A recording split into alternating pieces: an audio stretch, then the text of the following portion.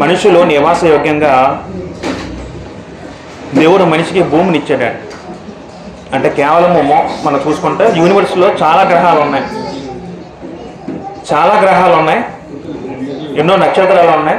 అయినప్పుడు కూడా ఏ గ్రహం మీద కూడా మనిషి నివసించలేడు. కేవలం ఎక్కడ నివసించగలడు? భూమి మీద మాత్రమే మనిషికి కావాల్సిన ఆక్సిజన్ ఉంది, మనిషికి కావాల్సిన వనరులు ఉన్నాయి భూమి మీద మాత్రమే. ఇంకే గ్రహం మీద కూడా అటు వనరులు లేవు.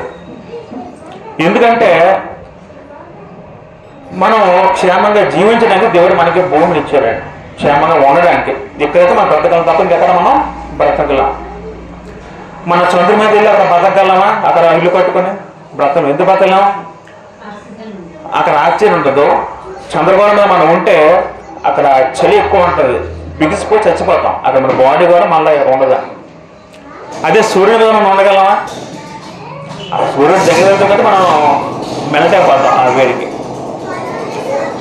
అదేవిధంగా దేవుడు మనుషుల మధ్యన భౌతికంగా మనుషులకి నివాసం, భూమి, ఇల్లు దయచేస్తే, ఆత్మీయంగా దేవుడు క్రైస్తవులు బ్రతకడానికి ఏమిచ్చాడంటే సంఘాన్ని ఇచ్చాడు. ఏమిచ్చాడండి? సంఘాన్ని ఇచ్చాడు. దేవుని గ్రంథంలో సంఘానికి ప్రాముఖ్యత ఉందా లేదా? ఖచ్చితంగా ఉందని. సంఘానికి ప్రాముఖ్యత ఉంది. అసలు భూమి మీద ఇలా ఒక సంఘం ఏర్పడాలి అని ఎవరి కోరిక ఉంది? దేవుని కోరిక ఉంది.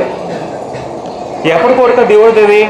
దేవుడు ఎప్పుడు కోరుకున్నాడు? ఎలాగా ఎప్పుడు కోరుకున్నాడంటే అనాది సంకల్పంలోనే దేవుడు కోరుకున్నాడట. భూమిని సృష్టించక ముందే, అసలు మనుషులు ఏమి లేకముందే దేవుడు ముందే కోరుకున్నాడు. ఏం కోరుకున్నాడంటే ఏదో ఒక సంఘం ఏర్పడాలి భూమి మీద. ఆ సంఘంలో ఎవరు ఉండాలి? నా జనులు ఉండాలి. నా పిల్లల సంఘంలో కోరుకోవాలని ఎవరు కోరుతారు? దేవుడు కోరుకుంది. ఎప్పుడు కోరుకున్నాడంటే దేవుడు అనాదిలోనే కోరుకున్నాడు. ఒక మాట మనం చదువుకోగలిగితే ఎఫెసీయులకు రాసిన పత్రిక 3వ అధ్యాయము 8 చదువుదాం. దేవుడు మన ప్రభువు అయిన క్రీస్తునందు చేసిన నిత్య సంకల్పము చొప్పున పరలోకములో ప్రధానులకును అధికారులకును సంఘము ద్వారా తన యొక్క నానా విధమైన జ్ఞానము ఇప్పుడు తెలియబడాలని ఉద్దేశించి, అక్కడితో చాలు మనకి. దేవుడు, తండ్రి అయిన దేవుడు మన ప్రభువు అయిన క్రీస్తు యేసునందు అనాదిలోనే దేవుడు ఒక సంకల్పం ఏర్పాటు చేసుకున్నాడు. ఎవరి ద్వారా? క్రీస్తునందు, క్రీస్తు ద్వారా. ఏంటో సంకల్పం చాలా ఉన్నాయి. సంకల్పంలో ఒక భాగం ఏంటంటే సంకల్పం ద్వారా ఏం రావాలంటే సంఘం ఏర్పడాలి. ఎక్కడ సంఘం ఏర్పడాలి? భూమి మీద దేవుని యొక్క సంఘం ఏర్పడాలి. అది ఎవరి కోరిక ఉంది? దేవుని కోరిక ఉంది. క్రీస్తు యేసునందు చేసిన నిత్య సంకల్పము చొప్పున పరలోకంలో ప్రధానులకును అధికారులకు సంఘము ద్వారా తన యొక్క నానా విధమైన జ్ఞానం ఇప్పుడు తెలియబడవాలని ఉద్దేశించి, సంఘం ద్వారా ఏం తెలియబడాలట? నానా విధమైన జ్ఞానము తెలియబడాలట. ఎవరికి తెలియబడాలట? పరలోకంలో ప్రధానులకును అధికారులు. ప్రధానులు, అధికారులు అంటే దేవదూతలు ఉద్దేశించి రాయబడిన మాట. అంటే సంఘం ద్వారా దేవుడు కోరిక ఏంటంటే జ్ఞానము వెదజల్లపడాలి. సంఘం ద్వారా జ్ఞానము బయటికి రావాలి. సంఘం ద్వారా జ్ఞానము బయటికి రావాలి ఉద్దేశంతో దేవుడు సంఘాన్ని ఏర్పాటు చేశాడు. ఇక్కడ పాయింట్ ఉంది మనం అర్థం చేసుకుంటే. అంటే దేవదూతలు కూడా కొన్ని జ్ఞాన సంగతులు తెలియవండి. వాళ్ళు కూడా ఎలా తెలుస్తారో జ్ఞాన సంగతులు? సంఘము ద్వారా తెలియదు. సంఘం ఉన్న ప్రాముఖ్యత అది.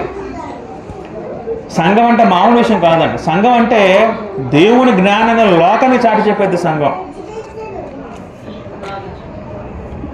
ఈ సంఘాన్ని దేవుడు ఎప్పుడు ఏర్పాటు చేయాలనుకున్నారంటే ఎప్పుడో జగత్తి పునాది వేయబడక మునిపే.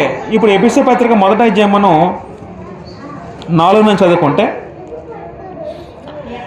ఎట్లనగా తన ప్రియుని యందు తాను ఉచితముగా మనకు అనుగ్రహించిన కీర్తి కలుగునట్లు తన చిత్త ప్రకారమైన దయా సంకల్పం చొప్పున, అంటే తండ్రి అనే దేవుడి యొక్క చిత్త ప్రకారము, ఆయన యొక్క దయా సంకల్పం చొప్పున యేసుక్రీస్తు ద్వారా తనకు కుమారులుగా స్వీకరించుటకై మనలను ముందుగా తన కోసము నిర్ణయించుకొని మనము తన ఎదుట పరిశుద్ధులమును నిర్దోషమే ఉండవలమని జగత్తు పునాది వేయబడక మునిపే ప్రేమ చేత ఆయన క్రీస్తులో మనలో ఏర్పరచుకున్నాను.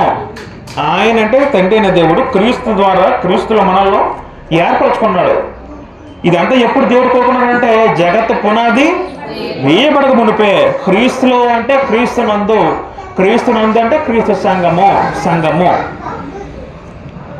దేవునికి ఏమో పిల్లలు కావాలి, అది ఆయన సంకల్పం. అది దేవునికి ఎవరు కావాలి? దేవునికి తండ్రి అయిన దేవునికి క్రీస్తులాగా క్రీస్తు స్వరూపంలో కుమారులు కావాలి, కుమార్తె కావాలి. భూమి మీద పుట్టిన ప్రతి మానవుడు కూడా ఎవరి స్వరూపంలో రావాలి? క్రీస్తు స్వరూపం ధరించుకోవాలని. అది దేవుని యొక్క కోరిక అంటారు. ఆ క్రీస్తు స్వరూపము ఎక్కడ సంపాదించుకోవాలి? సంఘంలో మనం క్రీస్తు యొక్క స్వరూపం మనం ధరించుకోవాలి. అదే ఎఫెసీయులకు రాసిన పత్రిక 4:12 మాట ఉంటుందండి. ఎఫెసీయుల పత్రిక 4:12 చదువుకుంటే 11-12 మనమందరమును విశ్వాస విషయంలోను దేవుని కుమారుని గూర్చిన జ్ఞాన విషయంలోను ఏకత్వం పొంది సంపూర్ణ పురుషుల వరకు, అనగా క్రీస్తుకు కలిగిన సంపూర్ణతకు సమానమైన సంపూర్ణత కలవారము వరకు ఆయన ఇలాగ నియమించను. అంటే అది 4:1 నుంచి కూడా అది సంఘం గురించి రాగిన మాటలు అందులో వస్తూ ఏమన్నారంటే ఈలాగు నియమించినట్టు అర్థం ఏంటంటే సంఘాన్ని ఎందుకు నియమించారో దేవుడు చెప్పడం జరుగుతుంది. ఎందుకంటే క్రీస్తుకు కలిగిన సంపూర్ణత సమానమైన సంపూర్ణత గలవారం వరకు సంఘంలో ఉన్న ప్రతి క్రైస్తులు కూడా ఎదగాలి. ఎలా ఎదగాలి? ఆత్మీయంగా ఎదగాలి. ఎంత ఎదగాలి? క్రీస్తులాగా ఎదగాలని. అలా ఎదిగే ప్రక్రియ ఎక్కడ జరుగుతుంది? అంతా కూడా సంఘంలో జరిగే ప్రక్రియ. ఎక్కడ జరుగుతుంది? అంతా కూడా సంఘంలో జరిగే ప్రక్రియ. సంఘంలో మాత్రమే ఒక వ్యక్తి తన స్వరూపాన్ని క్రీస్తు స్వరూపంగా మార్చుకోగలడు. అది 2వ పాయింట్. 3వ పాయింట్ ఏంటంటే ఎఫెసీయుల పత్రిక 3:21 చదువుకుంటే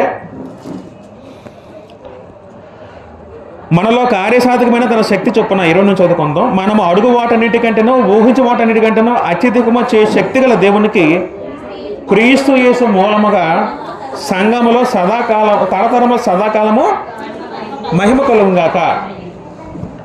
సంఘం ద్వారా దేవునికి ఏమవుతుంది? మహిమ వెళ్తుందండి. సంఘము ద్వారా మాత్రమే మనం దేవునికి మహిమ చెల్లించగలము. సంఘము దేనికి ఉందంటే సంఘము దేవుని మహిమపరచే సంఘం ఉందండి. మనము సంఘం అయితే మనం ఏం చేయాలి? ప్రతి ఒక్కరు బాధ్యత అంటే మన బాధ్యత ఏంటంటే దేవుని మహిమపరచాలి. ఎలా మహిమపరుస్తాం? అది సంఘం ద్వారా జరిగే ప్రక్రియ గ్రంథకర్త చెప్తున్నారు. సంఘం ద్వారా క్రీస్తు యేసు మూలముగా సంఘములో తరతరములు సదాకాలము మహిమ కలుగును గాక. సంఘం ద్వారా మాత్రమే దేవునికి మహిమ వెళ్తున్న గ్రంథం మనకు స్పష్టంగా చెబుతుంది. దేవుడికి స్తుతులు చెల్లించాలి, దేవుడికి పాటలు పాడాలి, దేవుడికి ప్రార్థన చెల్లించాలి, దేవుణ్ణి వాక్యం ద్వారా పొగడాలి, పూజించాలి. అంతా కూడా ఎక్కడ జరిగే ప్రక్రియ? సంఘంలో జరిగే ప్రక్రియ.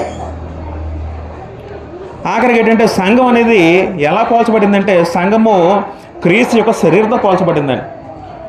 ఎఫెసీయుల పత్రిక 1:23 చదువుకుంటే ఆ సంఘము ఆయన శరీరము సమస్తమును పూర్తిగా నింపుచున్న వాడిని సంపూర్ణత ఉంది. ఆ సంఘం ఎవరి శరీరం అంటది? ఆయన శరీరం. ఆయన అంటే అక్కడ ముందు వచ్చిన బట్టే క్రీస్తుని అర్థం చేసుకోవాలి. యేసుక్రీస్తు శరీరం అన్న సంఘం అంటే. సంఘం అంటే క్రీస్తు శరీరం సంఘం. కాబట్టి సంఘానికి ప్రాముఖ్యత ఉందండి. సంఘానికి ప్రాముఖ్యత లేదని ఇప్పుడు అనుకోవద్దు. సంఘానికి ప్రాముఖ్యత ఉంది. సంఘం అనేది దేవుడు ముందుగా నిర్ణయించాడు. ఎప్పుడు నిర్ణయించాడు? జగత్తు పునాది వేయబడి ముందు దేవుడు నిర్ణయించాడు. మొదటిది సంఘంలో మాత్రమే దేవునికి మహిమ వెళ్తుంది. సంఘం ద్వారా మాత్రమే ఒక వ్యక్తి క్రీస్తు యొక్క స్వరూపం ధరించుకోగలడు. సంఘం అనేది క్రీస్తు ప్రభు యొక్క శరీరంతో పోల్చబడింది. ఆ శరీరం శిరస్సు ఎవరు? క్రీస్తు వారి శిరస్సు. యేసుక్రీస్తు మన శిరస్సు అయితే ఆ సంఘ శరీరం ఏమవుద్ది? సంఘానికి శిరస్సు యేసుక్రీస్తు వారు. అది సంఘం యొక్క ప్రాముఖ్యత. సంఘం యొక్క ప్రాముఖ్యత. అయితే సంఘం అంటే ఏంటి, అర్థం ఏంటి అసలు? బైబిల్లో సంఘం అనే పదాన్ని ఎలా వాడబడింది మనం కొన్ని మాటలు ఆలోచిద్దాం. లోకంలో మనం ఆ పదం చాలాసార్లు విన్నాం లేదా? మామూలుగా బయట లోకంలో వింటాం లేదా? సంఘం, కార్మికుల సంఘం అంటారు కొంతమంది. అంటే అర్థం ఏంటి? కార్మికులందరూ గ్యాదరీ ఒక చోట కూర్చున్న స్థలం. లేకపోతే కుల సంఘాలు ఉంటాయి కదా కొన్నిసార్లు. ఈ మధ్య పిక్నిక్ అయితే మా ఊర్లో అయితే ఈ మధ్య కొత్తగా స్టార్ట్ చేశారు. తెల్లగ కుల సంఘస్థులు కూడికట. ఒక్కొక్కరు ఒక్కొక్క కులం ఒక్కొక్క సంఘం పెట్టారు. అంటే అర్థం ఏంటి? తెల్లగ సంఘం అంటే మీకు ఎగ్జామ్ చెప్తాను. అంటే అక్కడ ఎవరు గ్యాదరింగ్ అవ్వాలి? అక్కడ వాళ్ళ కులస్తులు మాత్రం గ్యాదరింగ్ అవ్వాలి. ఇంకా సేవా సంఘాలు ఉంటాయి. వాళ్ళ పని ఏంటంటే సేవ నిమిత్తం ఏర్పడిన సంఘాలు. ఇలాగ లోకంలో చూసుకుంటే అనేక రకాల సంఘాలు ఉంటాయి. అయితే బిబ్లికల్గా సంఘం మాటకి ఎలా అర్థం చేసుకోవాలి మనం ఆలోచించగలిగితే, సంఘం అన్న పదానికి ఎక్లేషియన్ పదం వాడారు. గ్రీకులో ఎక్లేషియన్ పదం వాడారు. 115 సార్లు సంఘంలో ఎక్లేషియన్ పదం కొత్త నిబంధన కనబడుతుంది.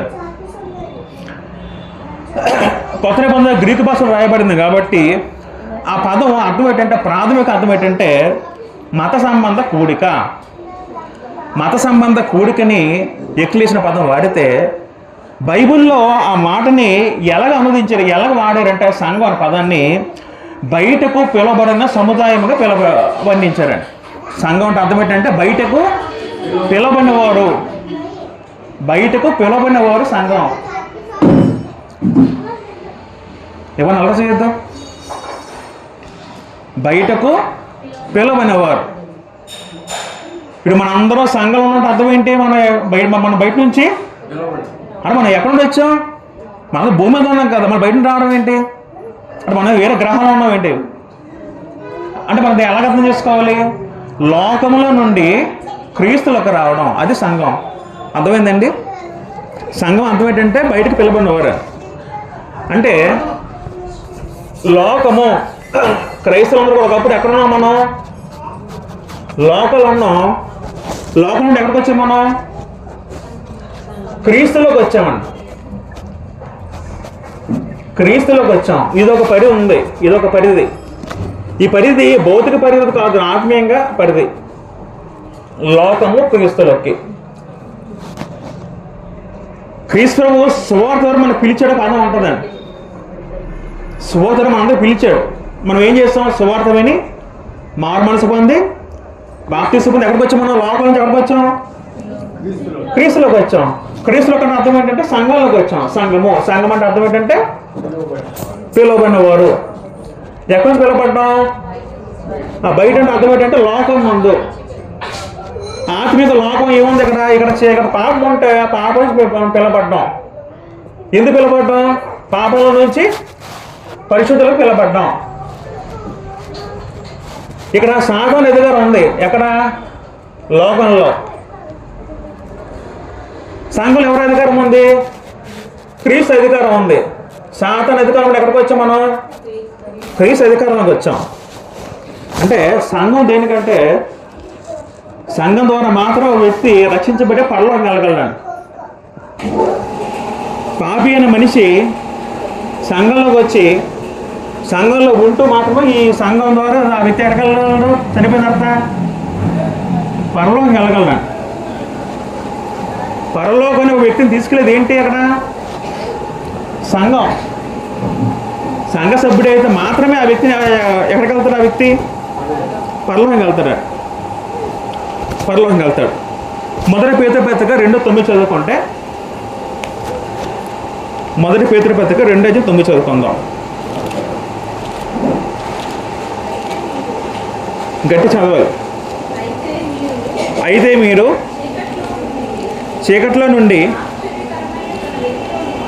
ఆశ్చర్యకరమైన తన వెలుగులోనికి. అక్కడితో చాలు.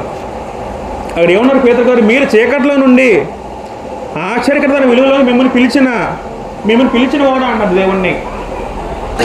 ఒకప్పుడు మనం ఎలా ఉన్నాం? ఇక్కడ చీకట్లో ఉన్నాం. చీకటి అర్థం ఏంటి? కరెంట్లో కూడా ఆ చీకటి కాదండి. ఇక్కడ ఆత్మీయంగా పాపమని చీకట్లో ఉంటే దేవుడు ఎలా పిలిచాడు? చీకట్లో నుంచి తన వెలుగులో పిలిచాడు. అంటే ఇక్కడ సంఘం అంటే దేనికి సూచన? వెలుగు, ఆత్మ సంబంధమైన వెలుగు. ఆత్మ సంబంధమైన చీకటి నుంచి ఎక్కడికి వచ్చాం? మనం ఆత్మ సంబంధం వెలుగులోకి వచ్చాం అని అర్థం చేసుకోవాలి. అపోస్తల కార్యములు 26:18 చదువుకుంటే, అపోస్తల కార్యములు 26:18 చదువుదాం. ఇదే మాట అక్కడ కూడా మరొక రకం రాయబడింది. పౌలు గారు అంటున్నమాట గట్టి చదవాలి. అపోస్తల కార్యములు 26:18.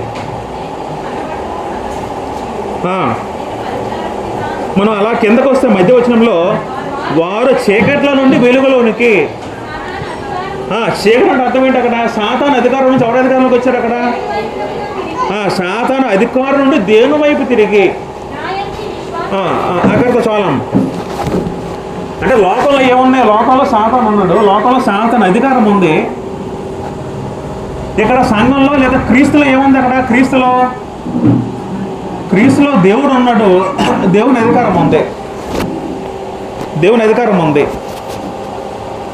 కాబట్టి అది సంఘం అనే దానికి అర్థం. సంఘం అంటే బయటకు పిలబడినవారు అని అర్థం వస్తుంది. అంటే దేవుని నుంచి పిలబడ్డం అంటే పాపంలో నుంచి పరిశుద్ధంలో పిలబడ్డం, లోకంలో నుంచి క్రీస్తు నందులో పిలబడ్డం. మరి ఈ సంఘాన్ని పాత నిబంధనలో మరి సంఘం నుంచి ప్రవచనాలు ఉన్నాయంటే ఉన్నాయి. అనాదిలో దేవుడు నేను ఇక సంఘాన్ని ఏర్పాటు చేయాలని అనుకున్నప్పుడు దేవుడు ముందుగా పాత నిబంధనలో క్రీస్తు రాకముందు ప్రవక్తల ద్వారా కొన్ని వచనాలు రాయించాడు. అయితే పాత నిబంధనలు మనకి చాలా ప్రవచనాలు ఉన్నాయి సంఘం గురించి. ఒక మాట మనం చదువుకోగలిగితే యెషయా గ్రంథము 2:2 చదువుదాం. యెషయా గ్రంథము 2:2 చదువుకుంటే అది సంఘానికి వచ్చిన ప్రవచనము. చాలా మాటలు ఉంటాయి, మనం ఒక మాట ఆలోచిద్దాం. అంచె దినములలో పర్వతముల పైన యెహోవా మందిర పర్వత శిఖరమున స్థిరపరచబడి కొండలంటే ఎత్తుగా ఎత్తబడును. ప్రవాహం వచ్చినట్లు సమస్త అన్యజనులు దానిలోనికి వచ్చేదరు. ఆ కారణమున సియోను నుండి ధర్మశాస్త్రము, యెరూషలేము నుండి యెహోవాకు బయలువెళ్ళును. జనములు గుంపులుగా వచ్చి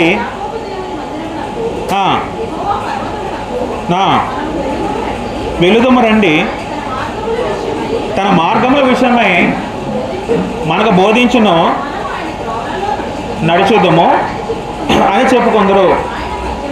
ఆయన మధ్యవర్తి అన్యజనులకు న్యాయము తీర్చును, అన్యజనులకు తీర్పు తీర్చును. వారు తమ ఖడ్గములను నాగటి నక్కులుగాను తమ ఈటెలను మచ్చుకొత్తులుగాను సాగగొట్టుదురు.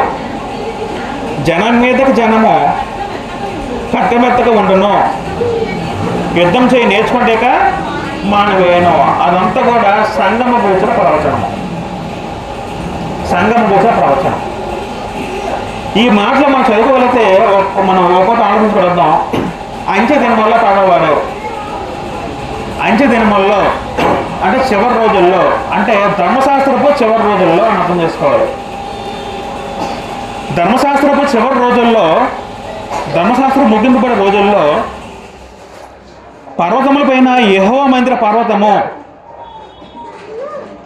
శిఖరమును స్థిరపరచబడి కొండలంటే ఎత్తుగా ఎత్తబడును. ఇది ప్రవచనం అండి. యెహోవా మందిర పర్వతము యెహోవా మందిర పర్వతం ఒక పెద్ద మందిరాన్ని పోలిస్తూ ఒక పర్వతం చెప్తుంది. యెహోవా మందిరం ఒక పర్వతం చెప్పారండి. ఈ యెహోవా మందిర పర్వతంలో అన్ని జనులు వస్తారట. అన్ని జనులు వస్తారట. అన్ని జనులు అంటే ఎవరు? మనమే మనందరం కూడా ఈ యెహోవా మందిర పర్వతంలోకి వస్తామంట. వచ్చినప్పుడు ఆ కాలంలో ప్రవాహం వచ్చినట్టు వస్తాడు అన్ని జనులు. ఇక్కడ మనం చదువుకుంటే సియోనులో నుండి ధర్మశాస్త్రము. సియోన్ అంటే అర్థం ఏంటి? సియోన్ అంటే యెరూషలేము. సియోన్ అంటే యెరూషలేము.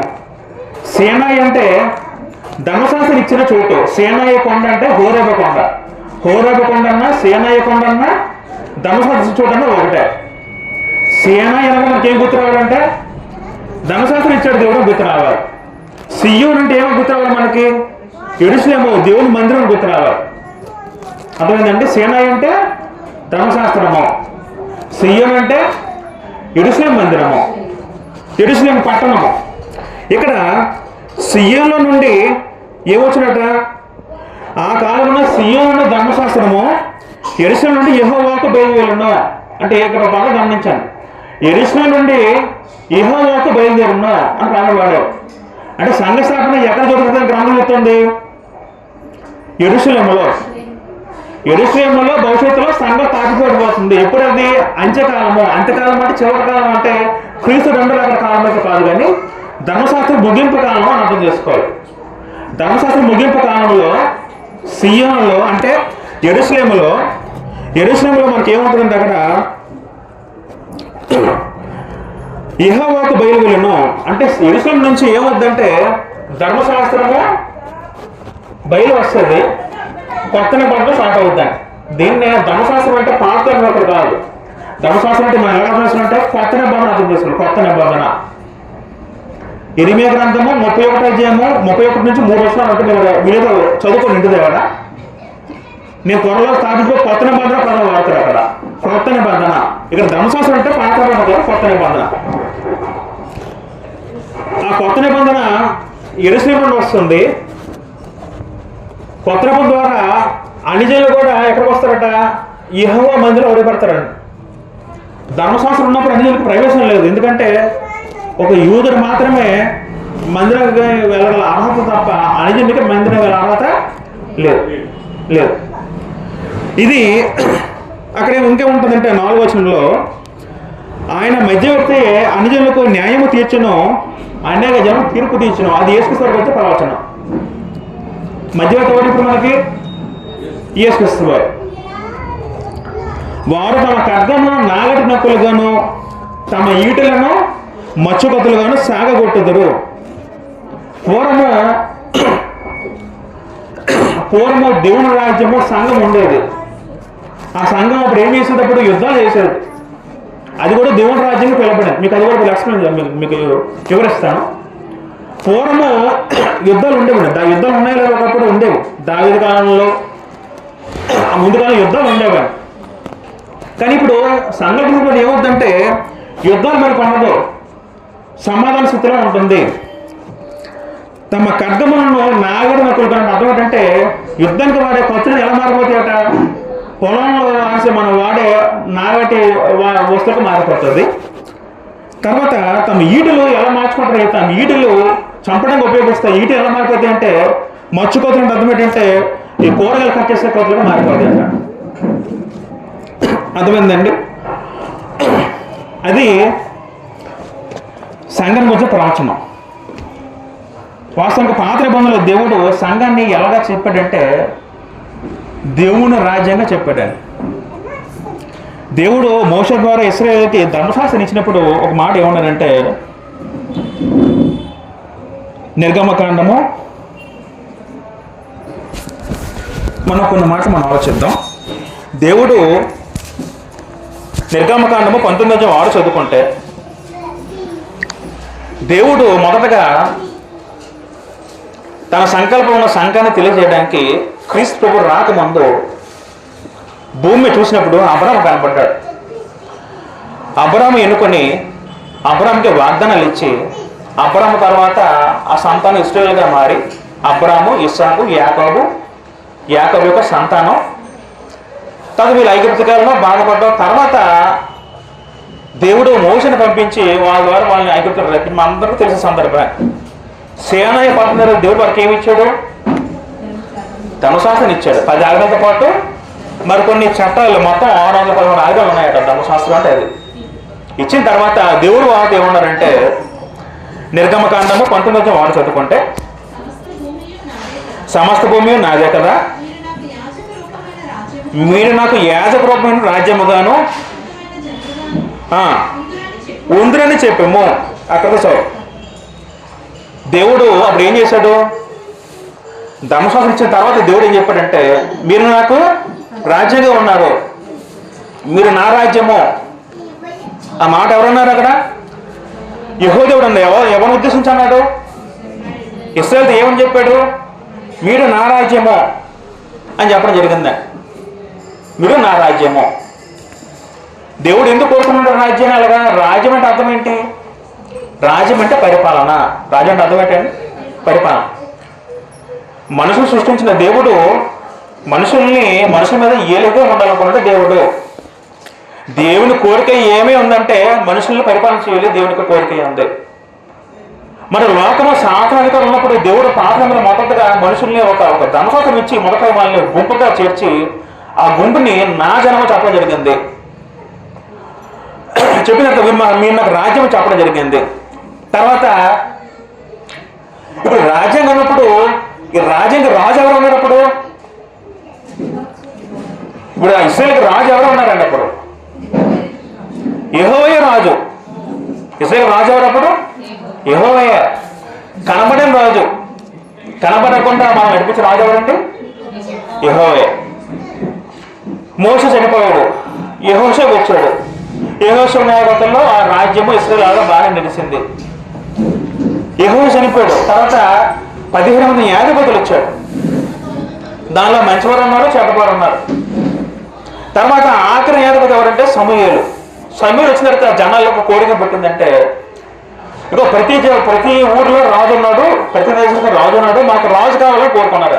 ఎవరు? ఇశ్రాయేలు జనాంగం.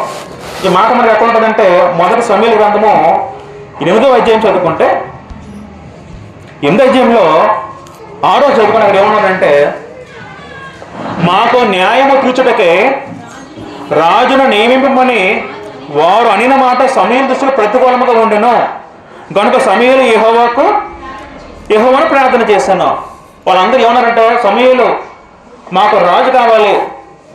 రాజు కావాలన్నప్పుడు సమూయేలు ఆనందపడ్డాడు, బాధపడ్డాడు? బాధపడ్డాడు. ఎందుకు బాధపడ్డాడు సమూయేలు? మిమ్మల్ని దేవుడే నడిపిస్తున్నాడు, మీరు ఇంకా గుర్తించలేదు దేవుడిని అంటున్నాడు. బాధపడుతూ రాత్రి అంతా ప్రార్థన ఏడుస్తూ ప్రార్థన చేశాడు దేవుడికి. అప్పుడు దేవుడు ఏమంటున్నాడు?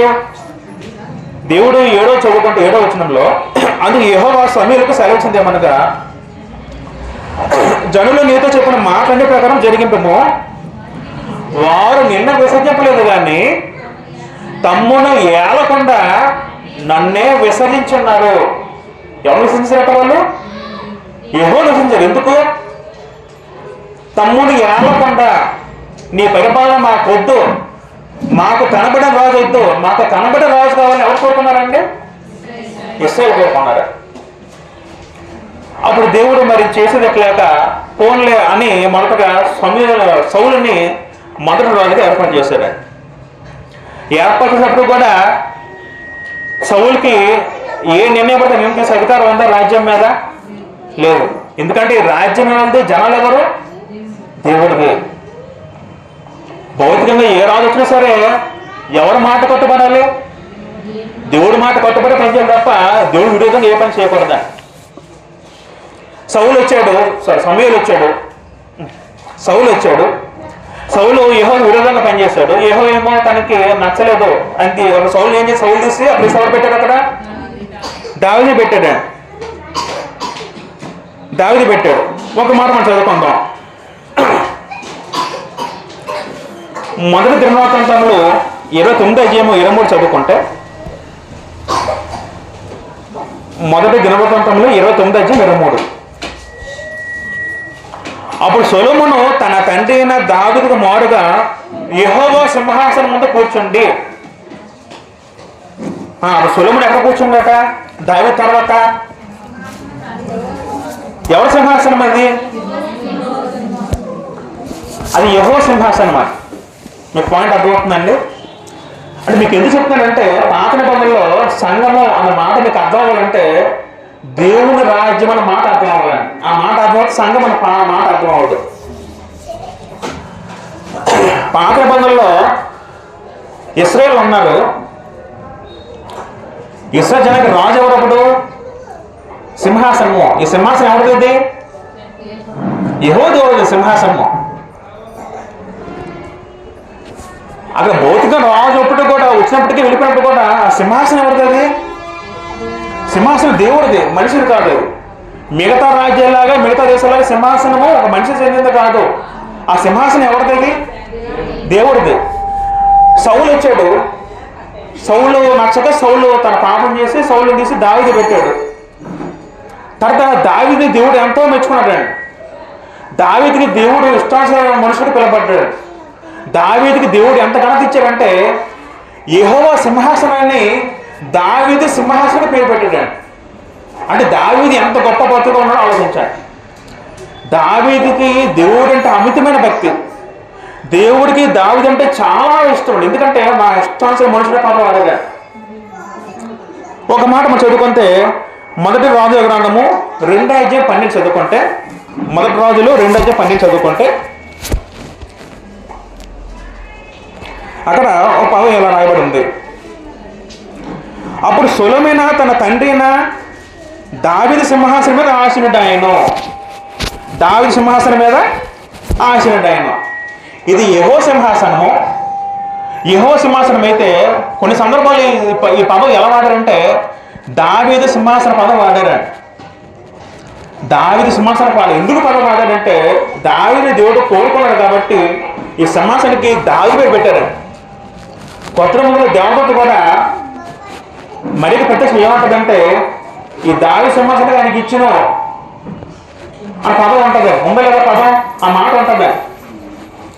కానీ అంటే యెహోవా సింహాసనాన్ని దావీదు సింహాసనం ఎందుకు చెప్పాడంటే దావీదు దేవుడు మెచ్చుకున్నాడు కాబట్టి. తర్వాత సొలొమోను వచ్చాడు. సొలొమోను తర్వాత రాజ్యమేమో వీడిపోయింది. ఇశ్రాయేల్ రాజ్యము యూదా రాజ్యాన్ని చీలిపోయింది. అందరితో ఒకే రాజ్యం ఉంటే 2 రాజ్యాలు చీలిపోయాయి. అయినప్పుడు కూడా అప్పుడు ఒక సందర్భంలో యెహోవా దేవుడు దావీదుకి ఒక వాగ్దానం చేస్తాడు. ఏంటో వాగ్దానం అంటే 2 సమూయేలు గ్రంథము మాట ఉంటుందండి. 2 సమూయేలు గ్రంథము 7వ అధ్యాయంలో 13 చదువుకుంటే యెహోవా దేవుడు దావీదుకి ఇచ్చిన వాగ్దానం ఉంటుందండి. అతడు నా నామ ఘనత కొరకు 2 సమూయేలు 7:13 నా నామ ఘనత కొరకు ఒక మందిరం కట్టించును, అతని రాజ్య సింహాసనమును నేను నిత్యముగా స్థిరపరచగను అని మాట ఎవరంటే యెహోవా దేవుడు దావీదుకి ఇచ్చిన వాగ్దానము. దావీదేమో ఒకసారి తన నగరంలో తన బిల్లులో ఉన్నప్పుడు తన ఎదురుగా డేరా ఉంది. డేరాలో దేవుని మనసం ఉంది. దావీదు కూర్చొని ఆలోచిస్తున్నాడు. నేనేమో మంచి బిల్డింగ్లో ఉన్నాను, నా మందిరము నా దేవుడు ఎక్కడ ఉన్నాడు? ఆ టెంట్లో ఉన్నాడు. నా దేవుడు టెంట్లో ఉండడం ఏంటి? నేను మంచి మందిరం కట్టిస్తాను దేవుడికి అని మా ఆలోచన వచ్చినప్పుడు వెంటనే నాతో ప్రవర్తన దేవుడు పంపించి ఆ 7 అధ్యాయంతో అదే ఉంటుంది సందర్భం. ఇప్పుడు నువ్వు దేవుడికి మందిరం కట్టాలనుకున్నావు కదా, ఈ ఆలోచన దేవుడు నచ్చింది. దేవుడి కోరిక ఏంటంటే ఇక నుంచి ఈ రాజ్యం మొత్తం నీదే ఉంటావు, ఈ రాజ్య సింహాసనం మొత్తం నీదే అని దేవుడు వాగ్దానం చేశాడు. ఈ వాగ్దానం 2 మాటలు ఉన్నాయి. 13 చదువుకుంటే అతను రాజ్య సింహాసనమును నేను నిత్యముగా స్థిరపరచని అర్థం ఏంటంటే నీ సింహాసనం ఎప్పుడు ఉంటూనే ఉంటుంది. నీలో వచ్చిన ఒక వ్యక్తి ఆ సింహాసనం అలా ఉంటూనే ఉంటాడు. అయితే ఇక్కడ పాయింట్ అర్థం చేసుకోవాలి. ఒక నెక్స్ట్ వచ్చిన రాజు అంటే రాజు అంటే మనుషులే కదా, మనుషులు కొంతమంది చనిపోతారు కదా. మరి నిత్యముందు రాజు ఎవరో ఉంటాడు అక్కడ? అది యేసుక్రీస్తు వారికి వచ్చిన ప్రవచనం. అంటే భవిష్యత్తులో ఒక రాజు వస్తాడు. రాజు ఎవరది? యేసుక్రీస్తు వారు. ఆయన వచ్చి ఏం చేస్తాడు? ఆయన పరిపాలన చేస్తాడు. యేసు వారు వచ్చి ఏం చేస్తాడు? పరిపాలన చేస్తాడు. అయితే దావీదు సొలొమోను రెహబాము అలాగ మొత్తం 2 గోత్రాలు విడిపోయి ఇశ్రాయేలులో ఒక 20 రాజులు ఉన్నారు. యోధా రాజ్యంలో ఒక 19 రాజులు పరిపాలించారు. ఇశ్రాయేల్లో ఉన్న ప్రతి రాజు పనికిమాలిన రాజే. ఏ ఒక్కడు కూడా దేవుడికి నచ్చింది ఎవరు ప్రవర్తించలేదు.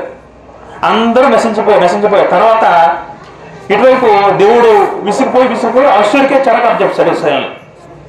యోధా రాజులు కూడా దేవుడు అలా చూసిన తర్వాత ఆఖరిగా చివరి 3 రాజుల్లో యెహోయాకీను సిద్కి అనే 3 రాజులు ఉన్నారు. ఆ రాజుల్లో ప్రవక్త ద్వారా దేవుడు ఏం చెప్పారంటే సిద్కి అనే రాజుకి యెహోయాకీను రాజుకి ఏం చెప్పారంటే ఇర్మియా గ్రంథము 22 చదువుకుంటే ఇర్మియా గ్రంథము 22 చదువుకుంటే అప్పుడు దేవుడు ఏం చెప్పాడంటే కొనియా అను ఇతడు హేమైన ఓటికొంటవాడ పనికిమాల ఘటమ అతడును అతని సంతానమును విసిరవేయబడి తాము మెరకం తీసుకుని యావతవేయబడి 30 చదువుకుందాం. యెహోవా సెలవిచ్చున్నాడు, సంతానహీనుడనియో తన దినముల వర్ధిల్లువాడనియో ఈ మనిషి గురించి రాయుడి. అతని సంతానంలో ఎవడు వర్ధిల్లుడు, వారిలో ఎవడనో దావీదు సింహాసనమందు కూర్చుండడు. ఇక మీదట ఎవడను యోధాలో రాజుగా ఉండడు. ఇంతగా దావీదుకి దేవుడు ఏం ప్రమాణం చేశాడు? నీ సింహాసనం స్థిరంగా ఉంటుంది. మనకి మార్చబడితే దేవుడు చెప్పినప్పుడు చివరి రాజైన యెహోయాకీను దగ్గరికి వచ్చినప్పుడు దేవుడు ఏం చెప్పాడంటే ఇంకా యోధాలో ఇంకా కూడా రాజే ఉండడు, ఆ సింహాసనం తీసేస్తాను అన్నాడు దేవుడు. అంటే మనకి ఏమర్థం కావాలంటే సింహాసనం దేవునిదైతే భూమి మీద మాకు రాజు కావాలని కోరుకున్నప్పుడు సమయంలో దేవుడు ప్రజలు కోరుకున్నప్పుడు ఇక్కడ దేవుడు భౌతిక రాజులని నుంచి కూర్చోబెట్టాడు. కూర్చోబెడితే రాజులందరూ పాపం చేశారు లేదా, పాపం తొలిపోయినప్పుడు ఎవరు కూడా ఇష్టమైన ఎవరు ఉండలేదు. అప్పుడు దేవుడు ఏంటంటే ఈ సింహాసనం తీసివేసి సింహాసనం మారలేదు, రాజ్యం మారలేదు, ఈ కుర్చీ తీసుకెళ్ళి దేవుడు ఎక్కడ పెట్టాడంటే పరలోకంలో తన పక్కన పెట్టుకున్నాడు కుర్చీ. మీకు పాయింట్ అర్థమైందండి. మొదట సింహాసనం ఎక్కడ ఉంది? భూమి మీద ఉంది. దేవుడు చేశాడంటే మరి భూమి మీద రాజు లేకుండా ఏం చేశాడంటే సింహాసనం ఎక్కడ పెట్టాడంటే పరలోకంలో పెట్టుకోండి. తిరిగి సింహాసనాన్ని పరలోకంలో పెట్టుకోండి. ఇక్కడ నుంచి భూమి మీద ఇంకే వ్యక్తి కూడా రాజు మీద ఉన్నాడు. ఇక వచ్చిన రాజు మనిషి కాదు, మానవాతుడు కాదు.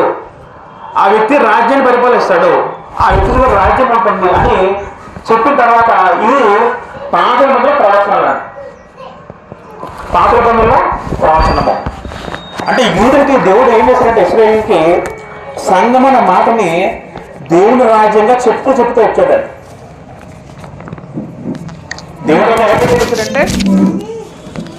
దేవుని రాజ్యం అంటే సంఘాన్ని డైరెక్ట్గా సంఘంగా కాకుండా దేవుని రాజ్యం అని చెప్పుకుంటూ వచ్చాడండి పాత నిబంధనలో. తర్వాత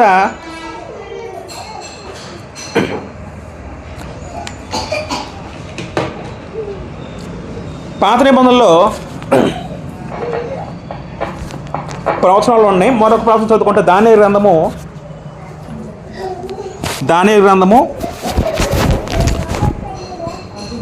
2:44 చదువుకుందాం. దానియేలు గ్రంథము 2:44. ఆ కాలములో పరలోకమందున దేవుడు ఒక రాజ్యము స్థాపించును, దానికెన్నటికి నాశనము కలగదు.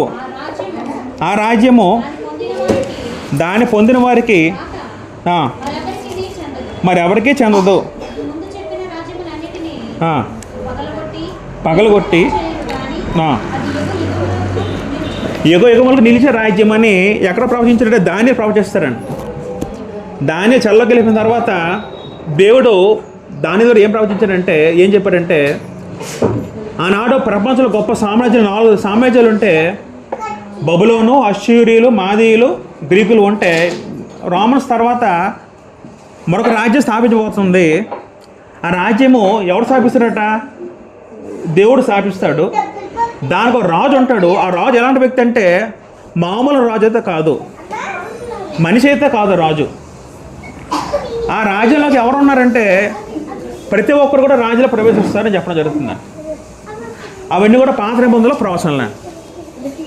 కాబట్టి ఇప్పుడు యేసు రాకముందు యూదులు ఎలా ఆలోచించారంటే, పాత నిబంధనలు ఇవన్నీ వచ్చిన చదువుకుని వాళ్ళే భావించారంటే,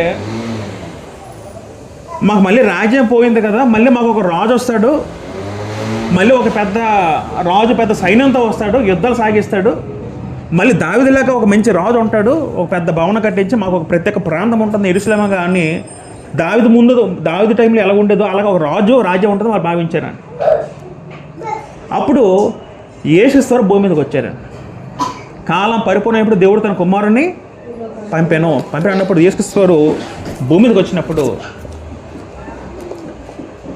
మత్తయి సువార్త 16:18 చదువుకుంటే మనందరికీ బాగా ఎరికినమాట. అంతా కూడా పేతురుతో మాట్లాడుతూ ఒక సందర్భంలో మాట అన్నారు. మత్తయి సువార్త 16 చదువుకుంటే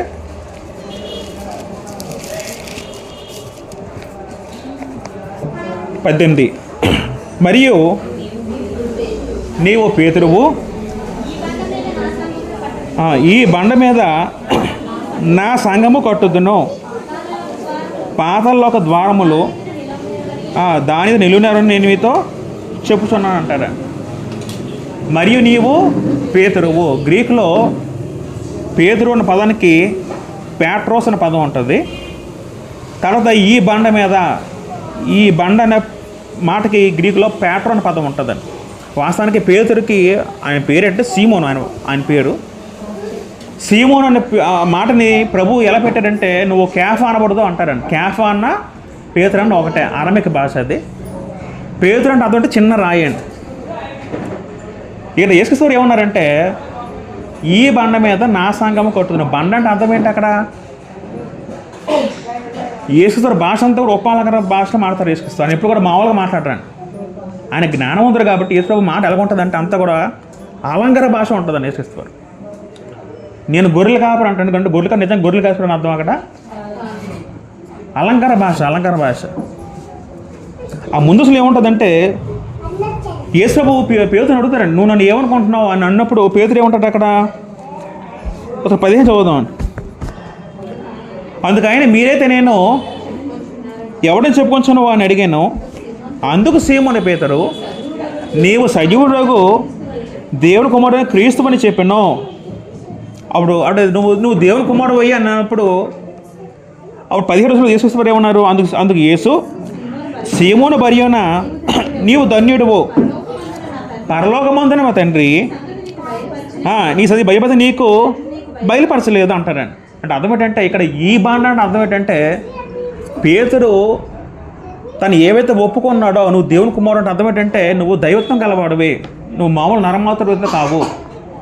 ఆ విశ్వాసం ఒప్పుకోల మీద నేను నా సంఘం కడతానని చెప్పాడు. ఎవరు కడతాన్నారు అక్కడ? యేసుక్రీస్తు. సంఘం కట్టేది ఎవరు? యేసుక్రీస్తు. దానియ గ్రంథము 2వ అధ్యాయంలో మనం చదువుకున్నాం, దేవుడు ఒక రాజ్యం స్థాపించిన పదం వాడారని. ఇర్మియా గ్రంథం, యెషయా గ్రంథంలో చాలా విషయాలు ఉంటాయి. ఆ రాజు ఉంటాడు అన్న పదం ఉందని.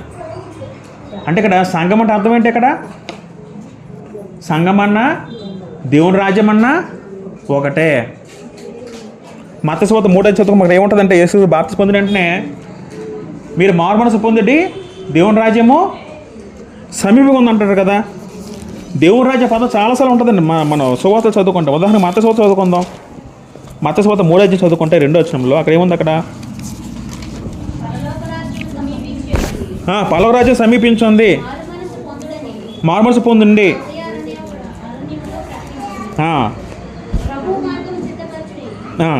అక్కడ చాలండి. పరలోక రాజ్యము సమీపించింది అంటారండి అక్కడ. అంటే పరలోక రాజ్యం ఇది మాట మార్క్స్ అవుతుంది, దేవుని రాజ్యం పదం వాడతారండి. పరలోక రాజ్యం అంటే అది పరలోకం అర్థం కాదు. పరలోక రాజ్యం అన్న దేవుని రాజ్యం అని ఒకటే. ఆ మాట అర్థం చేసుకుంటే దేవుని రాజ్యం అంటే అర్థం ఏంటంటే, అది నేను త్వరలో కట్టబోయే సంఘాన్ని ఉద్దేశించిన మాట అండి. సంఘము దేవుని రాజ్యం అంటే అది సంఘం అని అర్థం చేసుకోవాలండి. మార్కు సువార్త 9:1 చదువుకుంటే, మార్కు సువార్త 9 చదువుకుంటే,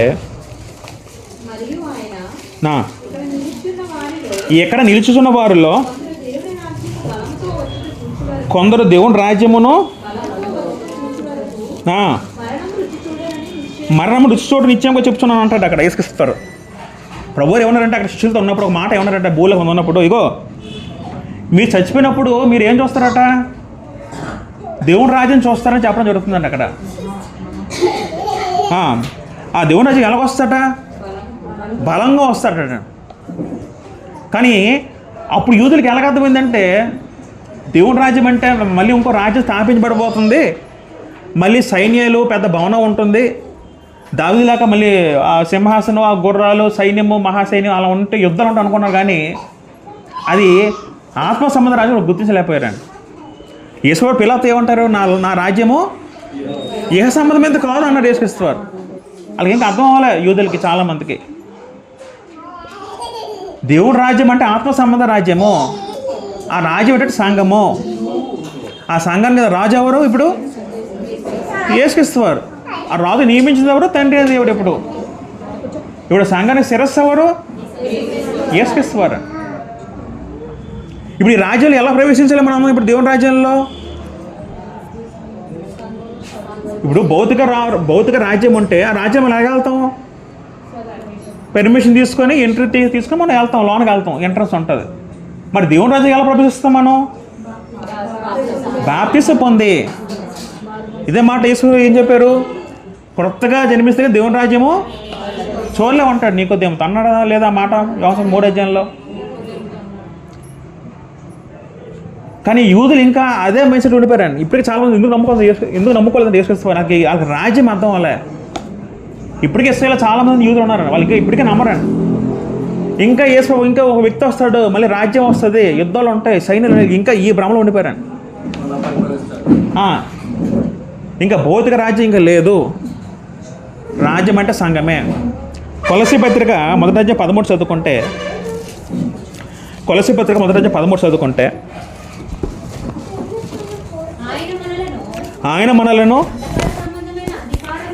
అంధకార సంబంధమైన అధికారంలో నుండి విడుదల చేసి తాను ప్రేమించిన తన కుమారుని యొక్క రాజ్య నివాసులుగా చేసినట్టు పాస్ట్ టెన్సే కదా, అది అయిపోయిందా లేదా?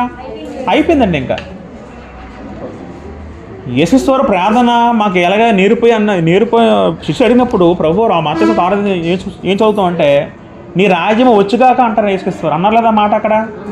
అప్పుడు రాజ్యం వచ్చిందా లేదా? ఇప్పుడు ప్రార్థనగా రాజ్యం వచ్చిందా లేదా? ప్రార్థన చేస్తున్నప్పుడు అప్పుడు రాలేదు.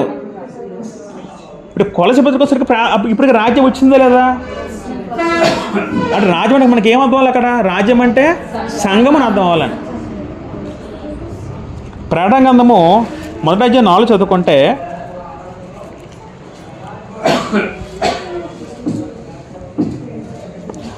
మొదటి 6 చదువుకుంటే 6 కిందకి, ఆయన మనలను తన తండ్రిని దేవునికి ఒక రాజ్యముగాను యాజకులుగా చేసిన అంటాడు యోహాను ప్రకటన రాస్తూ. యేసుస్వరం మన రాజ్యంగా చేస్తాడు. ఎవరికి? దేవునికి. మన రాజ్యంలో వస్తాం, రాజ్యంలో ప్రవేశిస్తాం. ఏంటి రాజ్యం అంటే? అది సంఘము. సంఘం ఎప్పుడు ప్రారంభించబడింది? అది ఇప్పుడు భౌతికంగా భూమి మీద ఎప్పుడు స్థాపించబడింది అంటే సంఘము అపోస్తలుల 2వ అధ్యాయం మాట ఉంటుంది. దాన్ని మా అందరూ తెలిసిన సందర్భమే. ప్రభువారు ఆయన 6వ నెలకు ముందు శిష్యులతో మాట్లాడితే ఏం చెప్పారు? ఇగో నేను వెళ్ళిపోతున్నాను, నేను వెళ్ళిన తర్వాత ఎవరు వస్తారట అక్కడ? ఆదగారితో వస్తారని చివరిలో చెప్పి. ఆదగారితో ఎవరంటే అక్కడ? పరిశుద్ధాత్ముడు. అప్పుడు మన 2వ అధ్యాయం అంతా మనకు తెలుసండి. 2వ అధ్యాయం ఒకసారి తిరిగేస్తే మనం ఇంకా ఆపేద్దాం, ఇంకొంచెం బాగుంటుంది చెప్పుకుందాం అని. అంటే మీకు ఓపిక ఉండాలి కదా, నేను చెప్పడం చెప్పేస్తాను. కానీ 2వ చదువుకుందాం ఒకసారి.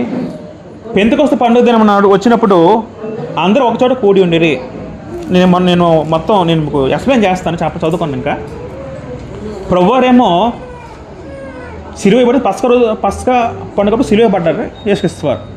సిలువ ఇవ్వన తర్వాత ఇంచుమించు 47 రోజులు 40 రోజులు శిష్యులతో ఉన్నారండి. పస్కా పండుగ దగ్గర నుంచి 50వ రోజున పెంతెకొస్తు పండుగ వస్తుందండి. ఆ కాలంలో పండుగలు ఉండే యూదులకి, మనకు కాదు. యూదులకి పెంతెకొస్తు పండుగ అన్నా, కోత పండుగ అన్నా, ప్రథమ ఫలముల పండుగ అన్నా, 50 వారాల పండుగ అన్నా ఒకటే. 50 రోజుల పండుగ అన్నా ఒకటే. ఆ పండుగ వచ్చినప్పుడు ఏమైందంటే ప్రభు ముందు చెప్పాడు, వెళ్ళిపోతున్నప్పుడు ఇగో మీకు పరిశుద్ధాత్ముడు వస్తాడు, ఆయన వచ్చి మొత్తం బోధిస్తాడు. సిలువ ముందు చెప్పాడు, పుండం తర్వాత కూడా మీకు వాగ్దానం మీకు వస్తుంది, మీరందరూ యెరూషలేములో ఉండండి చెప్పడం జరుగుతుంది. యెరూషలేములో ఉండాలట. మనకి ఆ మాట మనకి 4వ చదువుకొని మొదటి 4 చదువుకుంటే ఆయన వారిని కలుసుకొని ఇలాగ ఆజ్ఞాపించింది. ఇప్పుడంటే యేసుక్రీస్తు వారు పునరుద్ధరించిన తర్వాత శిష్యులతో మాట్లాడిన సందర్భంలో మీరు యెరూషలేములో నుండి వెళ్ళక నా వల్ల వినిన తండ్రి యొక్క వాగ్దాన కొరకు కనిపెట్టుడి. ప్రభువు ఏం చెప్పాడు శిష్యులతోని? మీరు యెరూషలేము వెళ్ళొద్దని చెప్పాడు. మనం ఎంత ప్రవచనం చదువుకున్నాం కదా, యెషయా గ్రంథంలో ఏం చదువుకున్నాం అక్కడ? అంత్య దినముల్లో సియోనులో, సియోన్ అంటే అర్థం ఏంటి అక్కడ? యెరూషలేము అంటే అక్కడ సంఘం స్థాపించబోతాం. ముందు ప్రవచనం ఉంది కాబట్టి ఇప్పుడు శిష్యులు ఏం చేయాలి? ఇప్పుడు వేచి చూడాలి. యెరూషలేములో కూర్చున్నారు. మొత్తం 120 మంది అపోస్తలుల 12 మందితో పాటు మొత్తం మిగతా యేసు ప్రభు అమ్మ సహోదరులు మొత్తం కొంత భక్తి వాళ్ళందరూ కూడా ఒక మేడ గదిలో ఉన్నారట 120 మంది ఉంటే, అప్పుడు అదే పెంతెకొస్తు పండుగ ఏమిందంటే ఒక పెద్ద గాలి ఆకాశం నుండి ఒక పెద్ద బలమైన గాలి వచ్చిందట. మనం ఎంత చదువుకున్నాం, బలంగా దేవరాజా వస్తుంది యేసు చెప్పారు. ఆ బలమైన ఒక పెనుగాలి వచ్చిందట. వచ్చి ఆ సౌండ్ అందరూ చూశారట. ఆనాడు పెంతెకొస్తు పండుగ కూడా మొత్తం ప్రపంచంలో యూదులందరూ వచ్చారు పండగకి, యెరూషలేముకి వచ్చారు. జనాలు ఉన్నప్పుడు యెరూషలేములో ఒక పెద్ద గాలి వచ్చి ఒక ఇంట్లో దూరిందట. దూరినప్పుడు ఆ గాలి అంటే మనం చదువుకుంటే ఒక్కొక్క అగ్నిజ్వాల విభజించబడి ఒక 12 మందికి ఎవరంటే అపోస్తలు ఎవరు? యేసు శిష్యులు. వాళ్ళందరి మీద పరిశుద్ధాత్ముడు ఒక అగ్నిజ్వాల రూపంలో వాళ్ళందరూ కనబడి వారిలో ఉండి అప్పుడు మొట్టమొదటిగా పరిశుద్ధాత్మ కార్యము జరిగింది. ఏ విధంగా అంటే అన్య భాషలు మాట్లాడడం వల్ల. అన్య భాష అంటే అర్థం ఏంటంటే తాము ఎరగని భాషలు, తాము తెలియని భాషను అన్య భాష అంటారండి. అప్పుడు యెరూషలేముకి వచ్చినప్పుడు చాలామంది మరి అన్నట్టు యూదులు చదివినప్పుడు ముందు జనాల్లో ఒక ఇంచుమించు 17 చాలా దేశం నుండి వచ్చారు. ఒక్కొక్క దేశం ఒక భాష ఉంటుంది. ఒక 17 దేశాల మంది వస్తే 17 దేశాల మంది 17 మంది భాషలు అయితే వీరు ఏ భాష మానవుడు కూడా పేతురు ప్రసంగిస్తారండి. అప్పుడు పరిశుద్ధాత్ముడు వచ్చాడు, వాళ్ళు ప్రవేశించాడు. అప్పుడు పరిశుద్ధాత్మ సహాయంతో ప్రేరేపణతో పేతురు ప్రసంగించినప్పుడు పేతురు మాట్లాడుతుంటే ఆ వివిధ మంది భాషలో గలవారు ఉంటే వాళ్ళందరూ కూడా వాళ్ళ భాషలో అర్థమవుతుందండి. ఉదాహరణకి ఇప్పుడు మన సంఘంలోకి ఒక తమిళియన్ ఒక ఆయన వచ్చాడు అనుకోండి, ఒక కన్నడ ఒక ఆయన వచ్చాడు అనుకోండి, ఒక హిందీ ఆయన ఒక వచ్చాడు అనుకోండి. ఇప్పుడు నేను తెలుగులో మాట్లాడుతుంటే వాళ్ళకి ఎలాగ అర్థమవుతుందట? వాళ్ళ భాష వాళ్ళకి అర్థమవుతుందట.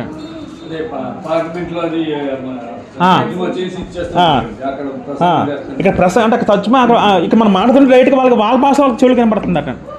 అక్కడ కొంతమంది ఏమో వాళ్ళే ఉంటారంటే ఇది వీళ్ళు గలీలే కాదా? గలీలే అంటే వాళ్ళు సాధారణ పల్లెటూరు పౌరులు. ఆనాడు గ్రీకు అరబిక్ భాష ఉండేది. వీళ్ళేటి ఎంత బాగా మాట్లాడుతున్నారు, మన భాష మాట్లాడారంటే వాళ్ళకి ఆశ్చర్యం వేసింది.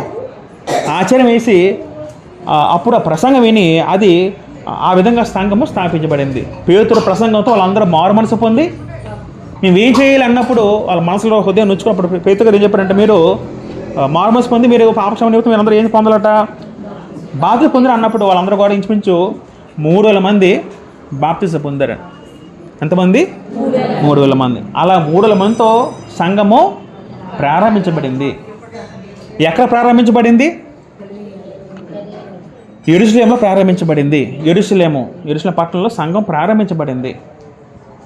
సంఘం అంటే ఏదో ఒక మామూలు మాట కాదండి. సంఘం అంటే సంఘానికి అంత ప్రాముఖ్యత ఉందండి. సంఘం అంటే విలువ లేకుండా ఈ కాలం, ఎందుకంటే వాళ్ళకి గ్రహింపు లేదు, జ్ఞానం లేక సంఘం గురించి ఇష్టమైన మాట మాట్లాడుతున్నారు. సంఘం అంటే దేవుని సంకల్పంలో కోరుకున్నది. సంఘం అంటే దేవుని చిత్తం మేరకు జరిగింది. దేవుడు నిర్ణయించాడు సంఘాన్ని. యేసు ప్రభు బోధించాడు శిష్యులకి. పరిశుద్ధాత్ముడు వచ్చి ఏం చేశాడు? సంఘాన్ని ప్రారంభించాడు. ఇలా ముగ్గురు కలిసి కానీ సంఘం ప్రారంభించబడింది. ఇప్పుడు సంఘానికి అధికారం ఎవరండి? సంఘానికి శిరస్సు ఎవరండి? అదే 2 అధ్యాయం చదువుకున్నప్పుడు మనం కిందకు వస్తే 40 చదువుకుంటే ఇప్పుడు 40 చదువుకుందాం ఒకసారి. పేతురు ఇంకా ప్రసంగిస్తే ఏమంటాడు సంఘస్థులతో? ఇంకనూ మీరు అనేక విధాలతో మాటలతో సాక్ష్యం ఇచ్చి మీరు మూర్ఖులకి తరం వరకు వేరే రక్షణ పొందని అంటాడండి. అక్కడ పేతురు ఏమన్నారు? అక్కడ మీరు వేరే పోండి అంటాడండి. అంటే అర్థం ఏంటి? వేరే పోండి అంటే అర్థం ఏంటి? మీరు ఎందరికి ఎక్కడ ఉన్నారు? మీరు లోకల్లో ఉన్నారు. ఇప్పుడు ఎక్కడికి వచ్చారు మీరు? ఇంక వేరే పోండి రక్షణ పొందడానికి మీరు వేరేగా ఉండండి. ఇప్పుడు మనం 41 చదువుకుంటే కాబట్టి అతని వాక్యం అంగీకరించిన వారు బాప్తిసం పొందిరి. ఆ దినమున ఇంచుమించు 3,000 మంది చేర్చబడ్డారు. ఎక్కడ చేర్చబడ్డారట? సంఘంలో చేర్చబడ్డారు. 3,000 మంది మొదట సంఘంలో చేర్చబడ్డారు. తర్వాత మళ్ళీ మరొక ప్రసంగంలో 4 అధ్యాయం చదువుకుంటే 5,000 మంది పురుషులు చేర్చబడ్డారంట. ఇంకా సేల్స్ ఇంకా రాయబడలేదు అక్కడ ఆ అధ్యాయంలో. మొత్తం మీద అక్కడ సంఘం ఆ విధంగా ఎలా ప్రారంభమైందంటే పేతురు ద్వారా ప్రారంభమైంది, పేతురు ప్రసంగం ద్వారా. అందుకే యేసు గారు ఏమన్నారంటే పేతురు గారితో మత్తయి 16 చదువుకుంటాం, ఇగో నువ్వు ఏది బంధిస్తావో అది బంధించబడుతుంది. పాత నీకు తాళాలు నీకు ఇస్తున్న తాళాలు భౌతిక తాళాలు కాదండి. అక్కడ పేతురు నోటి ద్వారా సువార్త చెప్పాడు. సువార్త ద్వారా ఏమవుతుందంటే సంఘం ఏర్పడేది, సంఘంలోకి వచ్చారు. మళ్ళీ పేతురు నోట సువార్త ప్రసంగం ద్వారా అనిజనులైన కొన్నేళ్ళు, మొదటి అనిజనుడు ఎవరు, మారి అనిజనుడు ఎవరంటే కొన్నేళ్ళు 10 అధ్యాయాలు ఉంటుందండి. అంటే ఇప్పుడు 2 అధ్యాయం మొత్తం యూదులు అండి అందరూ కూడా, వీళ్ళు అనిజనులు కాదు. 10 అధ్యాయాలు ఎవరు స్టార్ట్ అవుతారు? అనిజనులు స్టార్ట్ అవుతారు. ఈ విధంగా యూదులు అనిజనులు పేతురు ప్రసంగం ద్వారా అందరూ కూడా సంఘంలో చేర్చబడ్డారు. 42 చదువుకుందాం ఒకసారి. 42 చదువుకుందాం ఒకసారి. అపోస్తలుల కార్యం 2:42 చదువుకుంటే ఇప్పుడు ఈ సంఘానికి ఏ బోధ ఉండాలట? అపోస్తలుల బోధ అంటే అర్థం ఏంటి? అంటే అపోస్తలు అంటే అపోస్తలు ఎంతమంది? పౌలుతో కలుపుకుని 13 మంది. అంటే వాళ్ళు సొంతంగా బోధించితే ఆ బోధ ఉండాలా సంఘంలో? అపోస్తల బోధ అంటే ఎవరి బోధ? అది క్రీస్తు బోధే. అపోస్తల బోధ ఎవరి బోధ అంటే అది? మరి క్రీస్తు బోధ అంటే క్రీస్తు ఎక్కడ చెప్పారు ఆయన మాటలు? యోహాను సువార్త మనం 12:40 చదువుకుంటే, యోహాను సువార్త 12:40 చదువుతాం ఒకసారి. 12:49.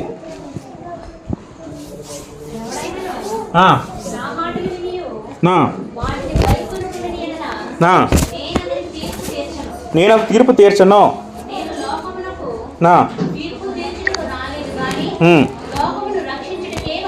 వచ్చేది నువ్వు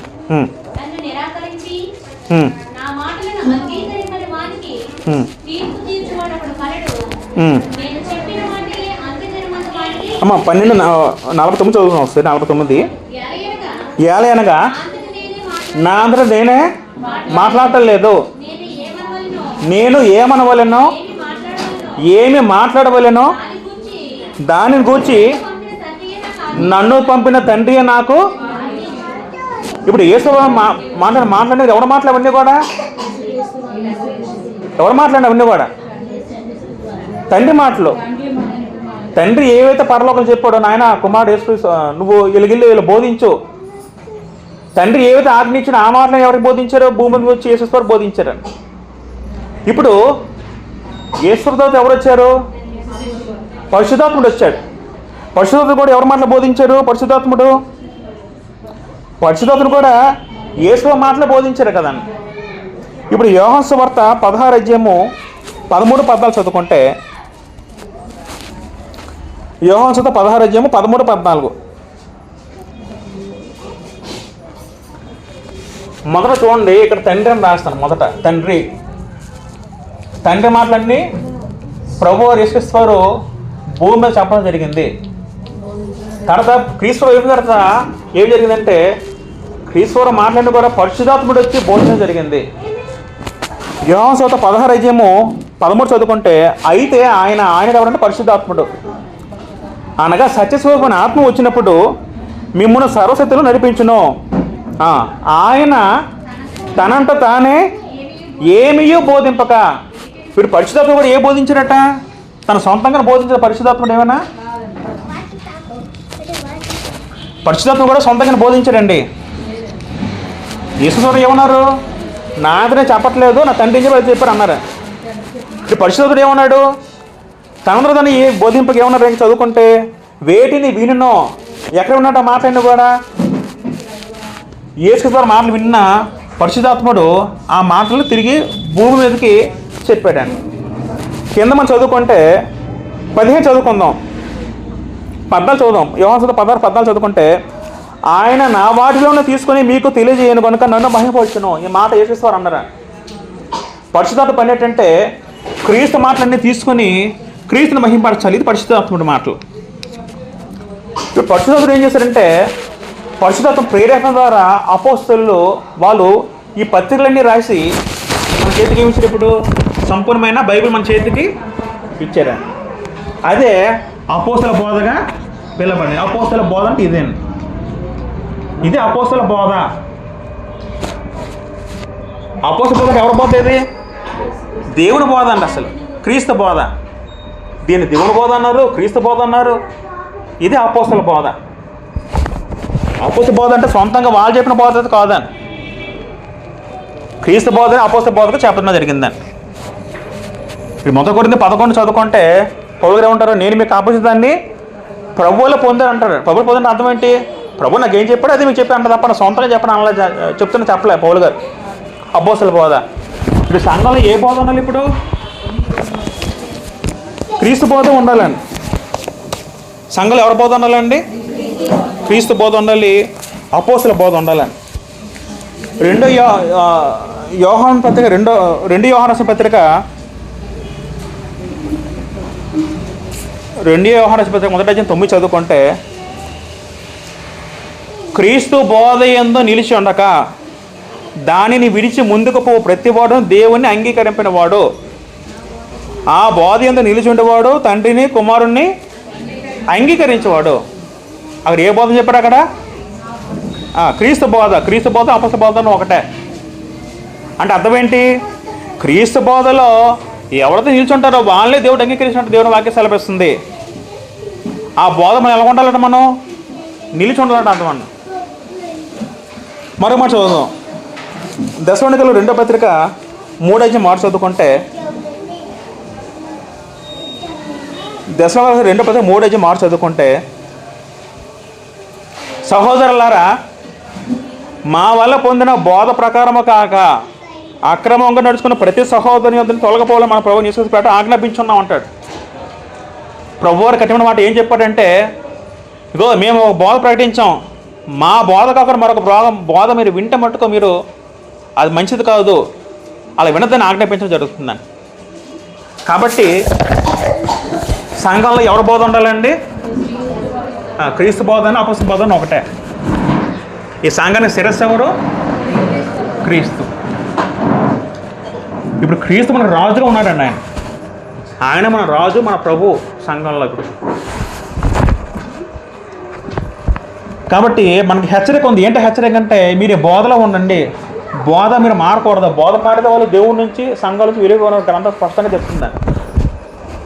బోధ గురించి మనకి హెచ్చరిక లేకపోతే మనం ఏ బోధ వినొచ్చండి లోకంలో. ఆ స్వాతంత్రం మనకు ఉందని. కానీ గ్రంథం స్పష్టంగా చెప్తుంది ఏంటంటే, మీరు ఏ బోధ మీరు వినొద్దని గ్రంథం మనం స్పష్టంగా చెప్తుందని. మరి నిజం ఇప్పుడు సంఘంలో ఎన్నో సంఘాలు ఉన్నాయి లేదా? లోకంలో ఎన్నో సంఘాలు ఉన్నాయండి.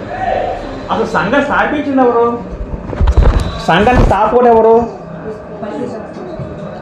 అంటే యేసుక్రీస్తు మొత్తం స్థాపకుడు అవుతారండి. పరిశుద్ధాత్మ రిబ్బన్ కటింగ్ చేశారనుకోవచ్చు. మొత్తం స్థాపించింది ఎవరు? నా సంఘం అన్నది ఇస్తూ అన్నారు లేదన్నమాట. దేవుడు తన స్వరక్తం ఇచ్చి సంపాదించిన సంఘం ఉంటుంది. అపోస్తలులు 2 రోజులు చదువుకుంటే ప్రభువు నా సంఘ కర్తను యేసుక్రీస్తు చెప్పినప్పుడు అసలు ఎప్పుడు కూడా సంఘాన్ని క్రీస్తు విడదీయకూడదండి. సంఘం అంటే క్రీస్తుదే అని అర్థం చేసుకోవాలి. సంఘం అంటే ఎవరిది? అది క్రీస్తు సంఘం. అంటే సంఘం పేరు క్రీస్తు కాదు. అలా చేస్తారు లోకం.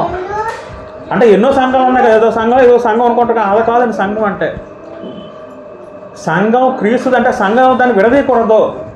క్రీస్తు భర్త అయితే సంఘం ఎలాంటిది? భార్య. భార్య భర్త పేరు ధరించాలి, అదే పద్ధతి. భార్య ఇంకొక పేరు ధరిస్తే అది వ్యభిచారం అవుద్దండి. చాలా కఠిన మాట అండి. భార్య ఎవరి పేరు ధరించాలి? భర్త పేరు ధరించాలి. భర్త ఎవరు సంఘానికి? ఎప్పుడు? క్రీస్తు అండి. శిరస్సు ఎవరండి? క్రీస్తు. దేవుడు క్రీస్తుని ఎంతో హెచ్చించారండి. లోకంలో ఏ నామంలో కూడా రక్షణ లేదు. క్రీస్తుని దేవుడు హెచ్చించారండి. సంఘం అంటే క్రీస్తుదే, అది పేరు కాదు. ఎవరైనా సపోజ్ మనం ఎందుకు క్రీస్తు సంఘం మరి ఈ పేరు ఎందుకు రాస్తామంటే, బయట వచ్చారనుకోండి, ఏంటి గుంపు అందరూ ఎందుకు చేరారంటే, క్రీస్తు సంఘమా అంటే క్రీస్తు జనాలు తెలుసుకోవడానికి పదం వాడతాం తప్ప ఇది పేరు కాదు, ఇది పేరు కాదండి. అసలు మన ఉనికే క్రీస్తు సంఘం అండి. మన ఉనికే క్రీస్తు సంఘము. క్రీస్తు సంఘం ఎవరు పోతా ఉండాలి? అపోస్తుల పోతా ఉండాలి. మన సంఘాన్ని ఎలా గుర్తుపట్టగలం? ఏది సత్యమైన సంఘం మనం ఎలా గుర్తించగలం అంటే ఎక్కడైతే పేరు బ్రాంచ్ సంఘం ఉంటుందో, ఎక్కడైతే అపోస్తుల బోధ ఉండదో అది నిజమైన క్రీస్తు సంఘం అది కాదు. ఆశయం సంఘం ఉంది. ప్రపంచంలో కోట్ల సంఘాలు ఉన్నాయి, చర్చిలు, పెద్ద పెద్ద బిల్డింగ్స్ ఉన్నాయి. మన బోధ వాక్యంకి సరిగ్గా బోధన అపోస్తుల బోధ పాటిస్తున్న అందరూ కూడా లేవనా? పాటించట్లేదు. మనం ఎలా చెప్పగలం? ఆ బోధ సిద్ధాంతాలు అలాగే ఉంటాయి. మరియను పూజిస్తాడు, విగ్రహాలు పూజిస్తాడు, మళ్ళీ పోపని పదవులు ఉంటాయి. మరి వాటి స్థాపించింది ఎవరు? వాటి మతశాఖలు అన్నారు. మా స్థాపించింది ఎవరు? మరి దానికో సంకల్పం, వాడికి ఒక కర్త ఉన్నారు. ఎవరంటే సాతాను అన్నారు. దేవుడికో సంకల్పం ఉంది. అసలు దేవుడు సంకల్పించుకున్నప్పుడు ఆయన ఉద్దేశంలో ఒకే సంఘం ఉంటారు, వేరే సంఘాలు దేవుడు ఉద్దేశించుకున్నాడా? ఒకే సంఘం అంటే దేవుడు ఉద్దేశించుకున్నాడు. దేవుడు 10 సంఘాలు, ఒక 1,00,000 సంఘాలు అవసరంలే. అయితే మనం ఎలా పోల్చాం? మన అవయవాలు పోల్చారు. మనం ఇదొక అవయవం అండి. ఈ ఊర్లో ఇదొక క్రీస్తు సంఘం అవయవం, మరొక ఊళ్ళో క్రీస్తు సంఘం ఇదొక అవయవం అని పోల్చేది తప్ప మనందరిలో సిద్ధాంతపరంగా ఒకే రకంగా ఉండాలి, బోధలు ఒకే రకంగా ఉండాలి, ఏకమనసుగా ఉండాలి తప్ప దేవుడి సంకల్పంలో ఒకే మనసు ఉందని. శాతం కూడా సంకల్పించుకున్నాడు. ఏం సంకల్పించుకున్నాడు? నాకు బోల్డ్ సంఘాలు కావాలి, ఆడు సంకల్పించుకున్నాడు. వాడు ఏం చేశాడు? రకరకాల సంఘాలు పుట్టుకొచ్చారు. ఇప్పుడు ఏ సంఘము వాక్యమైన సంఘమో కాదు ఎలా బోధించగలమంటే వాళ్ళకి సిద్ధాంతం బట్టి బోధన బట్టి మనం తెలుసుకోగలం. ఎక్కడైనా క్రిస్మస్ పండుగ ఎక్కడ ఉందని బైబిల్ ఎక్కడ ఉందండి? అసలు ఎక్కడైనా ఉందా? యేసు ఎప్పుడు చేసుకుంటారు? బర్త్డే ఎప్పుడు చేసుకునేవాడు? అపోస్తలులు ఎప్పుడైనా బోధించారా? లేదా ఆదిమ సంఘటన చేసుకున్నారు? ఏమైనా ఆధారం ఉందా చరిత్రలో? ఏమీ లేదు. మరి ఇప్పుడు ఎలా పాటిస్తున్నారు లోకమంతా కూడా? అంటే మనం దేవుని పరంగా ఏం చేసే అధికారం మనకు ఉంటుందా? ఎవడైనా మనం ముందుకు వస్తే నేను క్రిస్మస్ చేస్తానంటే అర్థం ఏంటంటే ఇగో దేవుడు చెప్పపోయిన సరే నేను చేస్తాను, అది మన ఎక్స్ట్రా కలుపుతున్నామండి. కలిపితే దేవుడికి ఆనందం కాదని శాపం అండి. అది గుర్తించట్లేదు ఎవడో కూడా. సౌలు చేసేటప్పుడు సౌలు అమలేక చంపి మళ్ళీ దేవుడు ఆజ్ఞాపిస్తే అక్కడ ఉన్న మంచి ఎడ్లను వాటిని తీసుకొచ్చి సమూహలు ఏమంటాడంటే ఇగో దేవుడు చంపమంటే కానీ చంపలేదు కొన్నిటిని, వీళ్ళు మంచి జాతి పశువులు అని అంటాడండి. వాడు సమీలు ఏమంటాడు అక్కడ? ఇప్పుడు బుద్ధిహీన తిడతారండి అక్కడ. మాట వినుట శ్రేష్టము అంటాడు. మాట వినాలి. సాధన ఏం చేస్తారంటే మాట వినకుండా చేస్తారు. అదే సాధన పని అండి. కాబట్టి లోకంలో ఎన్నో సంఘాలు ఉన్నాయి కానీ నిజమైన సంఘం ఎలా ఉంటుందంటే సత్యమునకు ఆధారమైన సంఘం ఉంటుందండి. 1 తిమోతి 3:16 చదువుకుంటే చదివి ముగించేద్దాం. 1 తిమోతి 3:16 ఏముంటుందంటే తిమోతికి రాస్తూ పౌలు అంటే ఒక మాట ఆలోచిద్దాం. సంఘం అంటే దేవుని మందిరం అంటండి. అక్కడ 1 తిమోతి 2 తిమోతి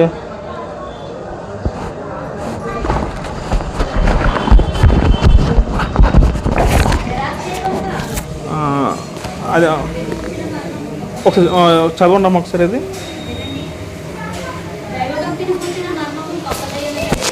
ఒక నిమిషం. 1 తిమోతి 3:15 చదువుదాం. అయినను నేను ఆలస్యం చేసిన దేవుని మందిరములో అనగా జీవము గల దేవుని సంఘములో అన్న పదం వాడతారండి. దేవుని మందిరం అంటే అర్థం ఏంటి? జీవము గల దేవుని సంఘం. అదేంటి ఇక్కడ దేవుని సంఘం పదం ఉంది? మీరు డౌట్ రావచ్చండి. ఇప్పుడు సంఘం క్రీస్తుదైతే సంఘం దేవుని అవ్వదండి, అది తండ్రిది అవ్వదా? అది అలంకారం, అది పర్యాయ పదం వాడబడిందండి. మరొక సందర్భంలో జ్యేష్ఠుల సంఘం ఉంటుంది. అంటే సంఘాలన్నీ క్రీస్తు అంటే రోమ 16 ఏముంటుంది అక్కడ? క్రీస్తు సంఘంలన్నీ మీకు అందరూ చెప్తున్న పదం ఉంటుందండి. ఇవన్నీ ఏంటి? పర్యాయ పదాలు. అంటే దేవుని సంఘం అంటే అర్థం ఏంటంటే దేవుని మందిరము.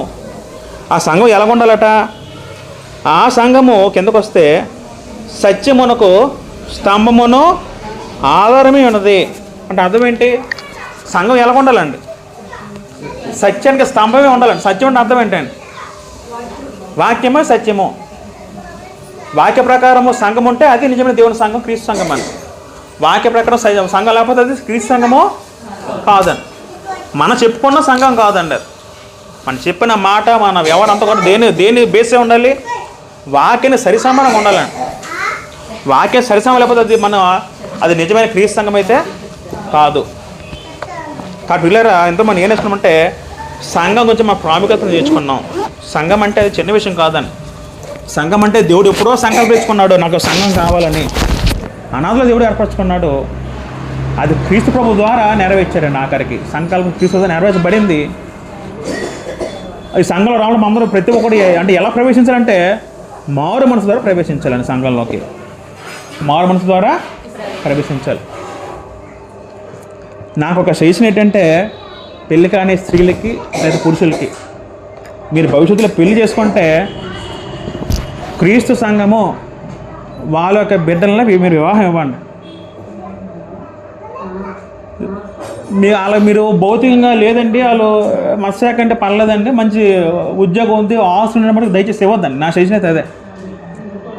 మీరు చేసుకుంటే భౌతికంగా బాగానే ఉండొచ్చు, ఆస్తులు పెరగచ్చు, మీకు మంచి స్థితిగతులు ఉంటే చాలా బాగుంటుంది. కానీ ఆత్మీయంగా పతనమైపోతారు.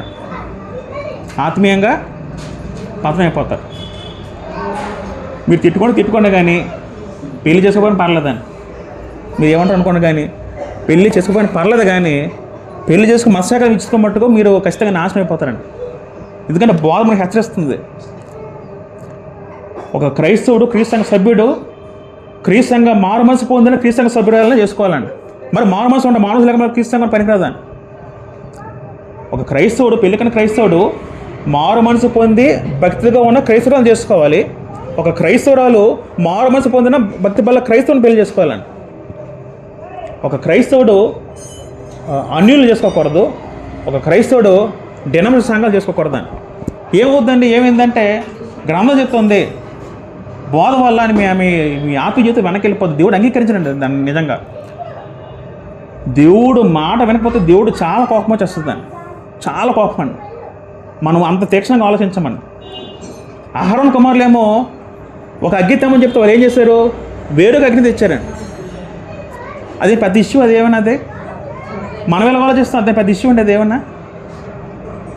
ఇప్పుడు రెండు పెన్నులు ఉన్నాయండి. దేవుడు ఏం చెప్పాడు? ఈ పెన్ తయారు అన్నాడండి సంఘంలోకి. ఆ వ్యక్తి ఏం చేశాడు? మరొక పెన్ తీసుకెళ్ళాడండి. రెండు పెన్నులు ఎగ్జాంపుల్ మీకు అర్థం చెప్తున్నాను. కానీ శిక్ష దేవుడు ఎలా చేశాడండి? శిక్ష ఎలాగ వచ్చింది? దానికి మరణశిక్ష దేవుడు ఏర్పాటు చేశాడు. అగ్ని దిగి వచ్చి అది కాల్చిందటండి. దేవుడు శిక్ష విధిస్తే అది బూడిద దేవుడు శిక్ష వదలదండి. అంత తీక్షణంగా ఉండాలండి. ఎవడో చెప్పాడని ఎవడో చేస్తాడని కాదు. అన్నీ పరిశీలించుకోవాలి. గ్రంథాలు ఉందా లేదా? బయట ఇలా చేస్తున్నారు కదండి, మనకి ఎట్లా లేదండి, పండగలు లేవండి, మనకి పబ్బాలు లేవండి, మనకి హ్యాపీస్ అది అనుకుంటాం. హ్యాపీస్ ఎవరికి కావాలండి? దేవుని వాకి చెప్తే అది ఎవరు ప్రగ్రహించట్లేదండి. దేవుని వాకి చెప్తే నువ్వు చెయ్యి, చెప్పకపోతే చెయ్యొద్దు. ఏమైపోతే చేస్తా అనుకుంటావు అనుకోవచ్చు. కానీ దానికి శిక్ష ఉంటుందండి. అలా శిక్ష ఉన్నట్టు పాత ఉదాహరణలు ఉన్నాయి, చాలా ఉదాహరణలు ఉన్నాయి. కాబట్టి నిజమైన సంఘాలు మనం ఉన్నాం. మన అదృష్టం ధన్యులు నిజంగా. ఎన్నో సంఘాలు, ఇప్పుడు లక్షల సంఘాలు ఉన్నాయి లోకంలో. ఒకడు ఒక సిద్ధాంతం అని, ఒకడు ఒక ఫోన్ ఉంటాడు. ఒకడేమో నేను స్థాపించానంట సంఘాన్ని. వీడేవాడు సంఘం స్థాపించాను. అసలు సంఘం ఎవరిదండి? అసలు సంఘం దేవుడిదండి. సంఘం స్థాపించినాడు యేసుక్రీస్తువారు. మరి ఇప్పుడు కూడా సంఘ స్థాపకుడు యేసుక్రీస్తువారు అనాలండి. ఇప్పుడు మనిషి పేరు రాకూడదని రకరకాల సిద్ధాంతాలు, పోపు అంటారు, కొన్ని బిడుగులు అంటారు, రెవరెండ్లు అంటారు, బిషప్స్ అంటారు. ఎక్కడ ఉన్నాయి పదాలన్నీ కూడా? సంఘం ఎలా పిలబడాలి? సంఘంలో అందరూ కూడా సహోదరులే పిలబడాలండి. అసలు సంఘంలో బిడుదలు లేవు. అందరూ సహోదరులమే. అందరూ సహోదరులే. సహోదరు బ్రదర్ అని పిల్లలండి. అందరూ కూడా లేడీస్ సిస్టర్ అని పిల్లలండి. అంతే. బిడుదలు లేవండి సంఘంలో. అందరూ ఒకటేనా? బిడుదలు లేవు. రెవరెండ్ పదం పిలిపించుకోండి చాలా. అసలు రెవరెండ్ అంటే ఎంత పదం ఉండేది? రెవరెండ్ అంటే పూజనీయుడు అని అర్థం వస్తుంది. మనిషి ఏమో పూజనీయుడు అండి. ఒక పాపి మనిషిని పూజనీయుడు అవుతాడండి. అప్పుడు కూడా బుద్ధి ఉంది అసలు ఎవరికైనా సరే. కొంతమంది అపోస్తులు పేరు పెట్టుకుంటారండి. అపోస్తులైనా ఏదో పేరు చాలా చూస్తాం మత్స్యాకల్లో. అపోస్తులు అంటే ఎవరండి అసలు? అపోస్తులు 12 మందే. మన అపోస్తులు ఇంకా ఎవరికి లేదని. ఇలాగ రకరకాల డినామినేషన్, రకరకాల మొత్తం మనల్ని స్వస్థతలు అంటారు కొంతమంది. అంతా శరీర సంబంధ బోధ చేస్తారండి. అవన్నీ మన దూరంగా ఉంటుంది. నాది మీరు అందుకే ఏ వాక్యం విన్నా, యూట్యూబ్లో ఎక్కడ విన్నా, బయట ఎక్కడ విన్నా, క్రీస్తు సంఘ ప్రసంగం విన్నా ఇంకేం వినద్దు అసలు. వద్దు, ఏమాత్రం కూడా వద్దని. ఆయన బాగా చెప్తున్నాం అనుకోవచ్చు కానీ వద్దని. ఆ బాగా చెప్పేదాకా మన మెల్లిగా శాత లాకెళ్ళిపోతుంది మా బోధలో. కాబట్టి ఇది సంఘానికి వచ్చిన సత్యము. చాలా ఎక్కువైందేమో, ఎక్కువ లెంత చెప్పానేమో. ఇంతవరకు ఓపికన సహోదరులను మరోసారి నాకు వందనం చేసుకుంటున్నాను. సహోదరు మోసలు కూడా నాకు వందనం చేసుకుంటున్నాను.